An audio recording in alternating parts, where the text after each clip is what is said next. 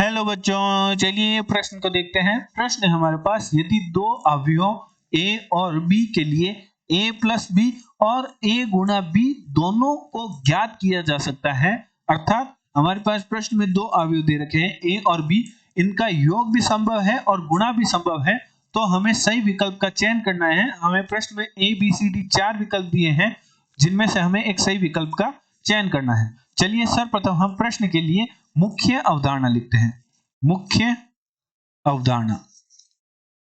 अवधारणा में किन्हीं दो अवयवों का गुणन व किन्हीं दो अवयवों का जोड़ व घटाव तब कब संभव होता है, उसका हम अध्ययन करेंगे। सर्वप्रथम हम देखते हैं अवयवों का गुणन। अवयवों का गुणन, तो किन्हीं दो अवयवों का गुणन कब संभव है? किन्हीं दो अवयवों का गुणन तब ही संभव है जब प्रथम अवयव के स्तंभों की संख्या एवं द्वितीय अवयव की पंक्तियों की संख्या समान हो। उदाहरण के तौर पर मान लीजिए हमारे पास एक अवयव है a जो कि 2 गुणा 2 कोटि की है, एवं द्वितीय अवयव है b जो कि हमारे पास 2 गुणा 3 कोटि की है। तो इन दो अवयवों का गुणन संभव है क्योंकि प्रथम अवयवों के स्तंभों की संख्या एवं द्वितीय अवयव के पंक्तियों की संख्या समान है, तब हम a गुणा b ज्ञात कर सकते हैं। इनके गुणनफल से जो हमारे पास अवयव प्राप्त होगी उसकी कोटि हमारे पास होगी प्रथम अवयवों के पंक्तियों की संख्या एवं द्वितीय अवयवों के स्तंभों की संख्या के, जो कि हमारे पास है 2 और 3। चलिए अब हम देखते हैं अवयवों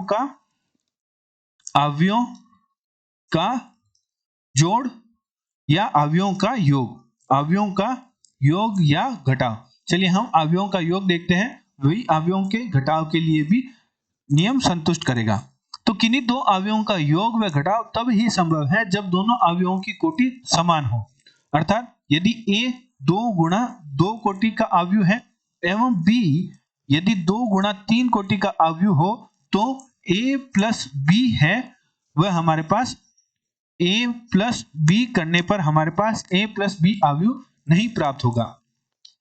तो किन्हीं दो अवयवों का योग व घटाव तब ही संभव है जब दोनों अवयवों की कोटि समान हो, अर्थात यदि a 2 गुणा 2 कोटि की अवयव है तो b को भी 2 गुणा 2 कोटि का अवयव ही होना पड़ेगा, तभी ही हमारे पास a एवं b अवयव का हम जोड़ सकते हैं, और इनके जोड़ से जो हमारे पास अवयव प्राप्त होगी उसकी कोटि भी 2 गुणा 2 कोटि की ही होगी, अर्थात दो अवयवों का जोड़ तभी ही संभव है जब दोनों अवयवों की कोटि समान हो। तो चलिए प्रश्न के विकल्प को देखते हैं और देखते हैं कि कौन सा विकल्प हमारा सही है। प्रथम विकल्प हमारा है ए विकल्प हमारा है a और b के क्रम समान होने आवश्यक नहीं है।